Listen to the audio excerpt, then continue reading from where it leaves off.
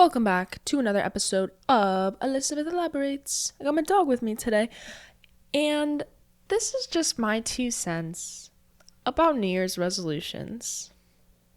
I think I'm going to keep it short and sweet, but New Year's resolutions are getting so much hate now. My dog is leaving me.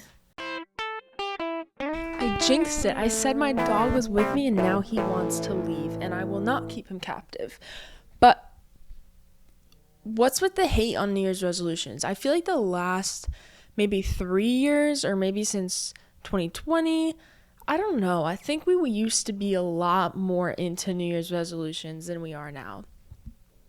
I love them, but I kind of create goals that in order to achieve the goal, I will have to create some change in my life this year, right? So I won't put, I want to run every day, right? That's unrealistic. I want to run 3 or 4 times a week. I don't do that. I'll run a marathon. That's my resolution. And people get annoyed at me because that's a goal. That's not a resolution. But hear me out, guys. This is how we need to do it, okay? This is how you get success. If I want to run a marathon, you bet I'm going to need to freaking run every day or practice or train, right? If I give myself a limit of, I say minimum 3 days, but I'm aiming for 6 days a week running, I'm not going to achieve that. That is just unrealistic. And when I mess up, then I technically failed. And technical failure gets me off the rails and steals all of my motivation to achieve that goal. But if all I want to do is run a marathon, run a race, I don't really have any laws governing the other 364 days of the year that I'm not running that race, right? Now, do I want to say I want to run a sub 30-minute 5K? Guys, I'm keeping it realistic, okay? That would be an accurate goal for me, right? Some of you guys are running 5-minute miles. I'm not.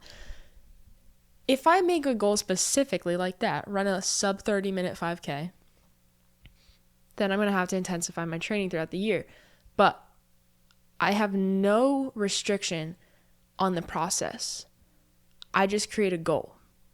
And I think that is the best way to do it. Don't restrict the process. Be strict about the goal. Be strict about the achievement. What do you want? It's not how you get there, it's what do you want, right? That is, I think, a better mindset of New Year's resolutions. And if anybody's going to come at me for hating New Year's resolutions, or I'm really not sticking to what a resolution is, I don't even know what that means, okay? Why does it have to be a daily thing? Why are resolutions so all or nothing, right? I want to eat healthy. You mess up once and then it's like the ultimatum and you can't go back and I can only eat McDonald's for the rest of the year. Like, I don't understand the intensity that people put New Year's resolutions at. Like, it's not that deep. I guess a year is a long time and it's kind of overwhelming to make a commitment for that long. But I think we're playing the game too hard. Like, it's not that deep. It's really not that deep. So let me introduce you to some of my New Year's resolutions, because I did make some for 2025. Already achieved one of them, right? It's a goal. It's done. I don't need to think about it for the rest of the year, right? But it's a money goal, so I'm not going to say what it is. But that money goal is either going to set me up for the future, or it gives me a little bit of stability for the rest of the year, right? It still impacts my year, but what's done is done. I don't have to do anything else with that one. So read 25 books. That's a resolution, right? I think resolutions maybe we think of more in the day-to-day. So if I want to read 25 books, I'm going to be reading 2 books a month, which is pretty hefty, I would say. I've read 50 books a year before, but I just do 25 because it's 2025. In 2026, I'll do 26. But I'm going to have to really put reading into my daily routine if I want to achieve that goal. Now, come October, November, if I haven't read a lot of books, I might have to pick up the pace and read some really short books, Might have to audiobook 24/7 to get it done. And either way, I'll get the satisfaction of having completed my goal. And for the most part, if I'm going to be responsible, I'm going to be integrating more reading into my day-to-day. Call a friend once a month. Is that a resolution? No. Maybe it is. It's a monthly resolution. It's not a daily resolution. But I want to be more intentional. I want to be a better friend. And I need to call people. I need to check in on them. And once I get over the first one, because what is it, January 24 right now, I have not called anyone.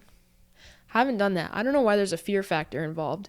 But I know when I get over that first one, the second one's going to be easier. And then I'm going to realize, oh my gosh, I love calling people because I really do love chatting on the phone.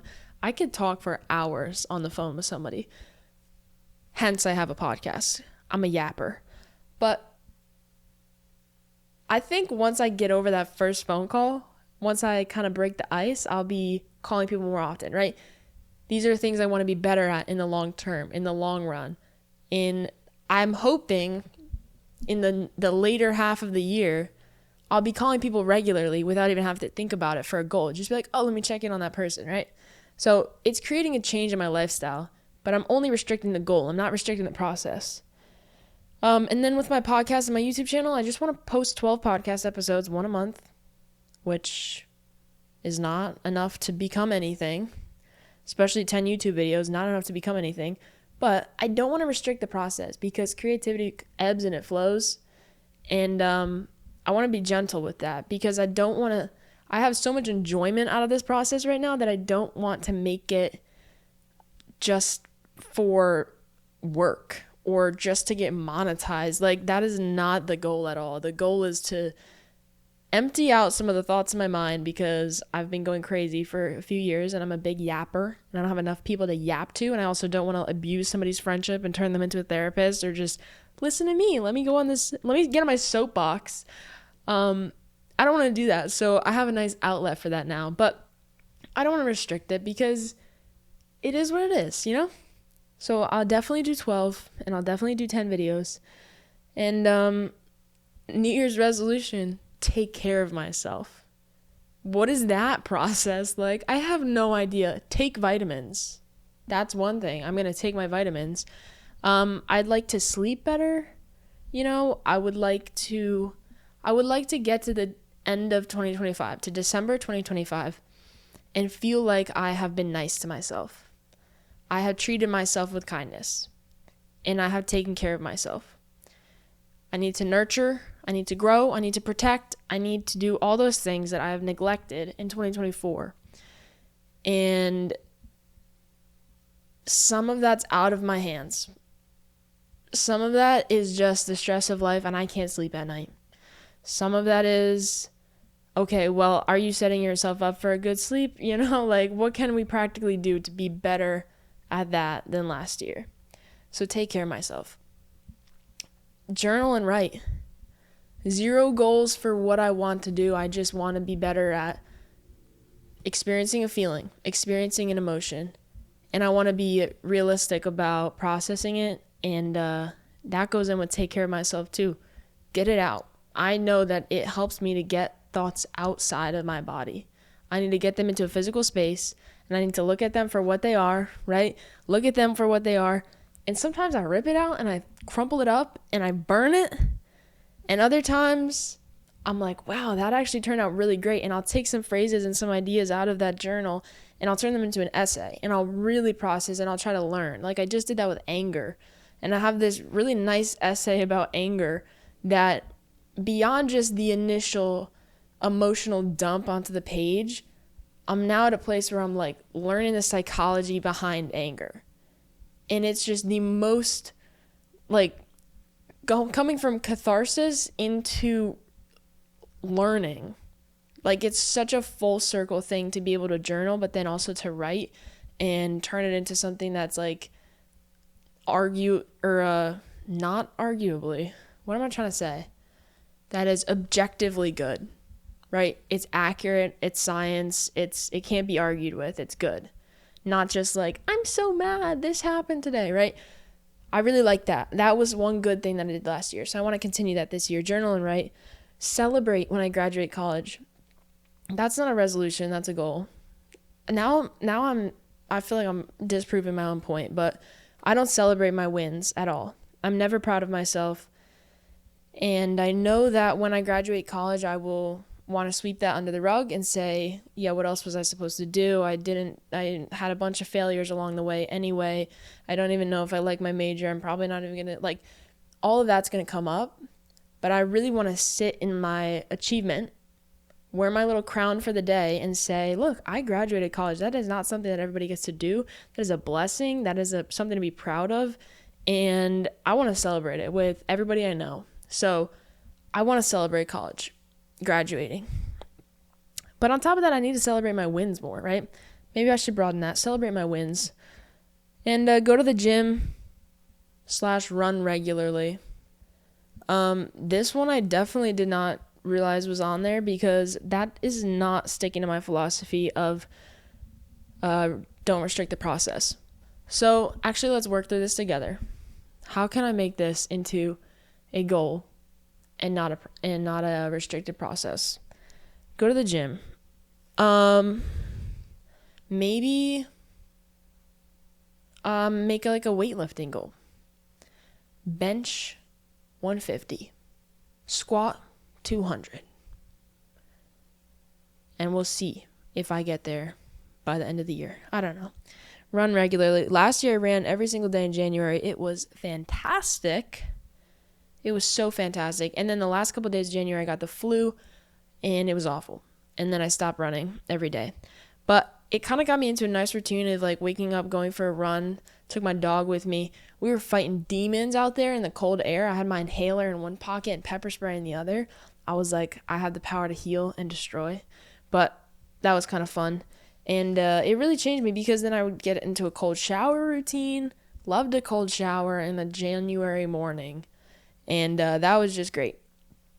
And then I have what I hope takes the world by storm. New Year's resignations. Is this not the greatest idea ever? I definitely stole it off of Google somewhere, but things I'm resigning from. And I'm not going to say them all because, listen, we all got our demons that we got to fight. But some of them are. The ones that I want to share with you. Things I'm resigning from in 2025. Self-hate. Apathy. Which we'll talk about. 2 things I'm not saying. Depression. Worry. Junk food. And social media. So, let's get apathy out of the way. What does that even mean? Why am I resigning from apathy? Well, because I don't think being apathetic is a good thing. And I think I've been apathetic for much of my life. Much of my life. I used to care a lot about things. I used to get my hopes up and have big dreams and be excited about stuff. And I think just life let me down. So I'm kind of scared to hope. I'm kind of scared to have expectations. And it's not like it's fear in face value, but I'd rather not have expectations. I'd rather not have hope. I'd rather not care because I want to protect myself from disappointment and I want to protect myself from embarrassment. And if I don't care, I don't care. It's fine. It'll come, it'll go. Come see, come saw. And what does that even mean? Come see, come saw. Mi casa, tu casa. What language even is that? My house, your house? Whatever. I would like to start caring about things. I would like to find meaning in things. And but kind of match people's energy, because sometimes people meet me with that and they're like, hey, this thing that happened in your life 5 months ago, how was that? And I was like, what? Like, you remember that? You care? And I really admire when they pick up on little things and like they find joy in little moments. And like they just listen to stories and they're good listeners and they remember. I want to be that person. I want to be able to check in on somebody 6 months later and remember the details about their life. Like, how was your grandma's toe surgery? You know, I want to be that friend. So what else am I resigning from? I'm resigning from depression. I don't know how the heck I'm going to do that, but I think next time when I notice it coming around or when I notice it gets worse, reach out to somebody because I didn't do that before. Resigning from worry. I just worried too much. I had anxiety last year. I never really had that in my life. That just sucked. Anxiety sucks. That's like, personally, I don't like anxiety. I'm not that type of girl, you know? So next time I'm feeling anxious, I'm going to just squash that because that's not my vibe. That is not the vibe that I'm trying to have. Resigning from junk food. I don't even eat junk food anyway. I really eat really clean. It makes me feel good. And resigning from social media. I'm hoping to not have social media for all of 2025. Might get TikTok. Again, TikTok is getting banned or it's coming back or I don't know. Donald Trump has to figure out something with that. And other than that, I don't really want social media. I find no enjoyment in it anymore. And I think it has a lot of negative impacts on my life. So I'm resigning from it. And maybe those things resonate with you, that you kind of want to do that. And maybe you want to think of resolutions that way because New Year's resolutions are just a reflection of what you place your value in, right? How do you want to get there? How do you want to become the person that you want to be? You have to do it, right? You have to start. And I don't know why New Year's resolutions are scary. Maybe it's just the new year. Maybe it's too much pressure. Maybe it's too stringent where you don't accept failure. But failure is a good thing. You need to fail. And I'm going to talk about that later. But I want to be really good at failing, you know? Maybe in 2025, try some new things, fail, and learn. So don't be too crazy with your New Year's resolutions, but also I would recommend making some goals, making some resolutions, and don't restrict the process. Be strict on the goal. Be strict on the achievement. You want first place trophy, but whatever path you take to get there is totally okay. And however long that takes, that is totally okay. If it doesn't take 365 days, if it takes 10,000 days, that's okay because you still achieved your goal. So be nice to yourself, but also be hard on yourself. Be your own coach. Be your own trainer. Be honest with yourself. And hopefully in 2025, we can all be better people. We can be the people that kind of make the world a better place. And people feel comfortable coming to us. And we have good aura. We're funny. You know, what do I want to manifest in 2025? I want to be funny. I want to be funnier. I love making people laugh so much. Like, I love when I know someone's sense of humor and I can just nail every joke with them. Like, there's no greater feeling than making someone just laugh. So, yeah.